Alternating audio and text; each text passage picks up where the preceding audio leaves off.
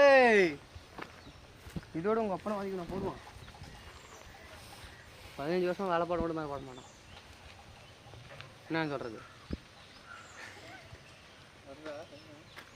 ஆபத்து ஒன்று உமிக்கிட்டு போயிடுச்சுங்க. சரி இதான் இப்போ பெருசாக பேர் வேலை பாட்டியா என்னன்னு டேம் ஒன்று அதுவும் ஒரு போச்சு.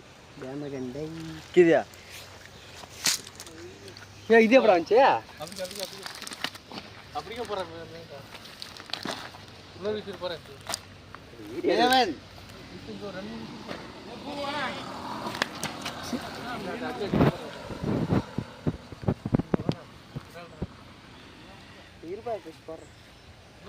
இவர் வேலையை இப்போ போய் வேலையா ஊட்டியாரா?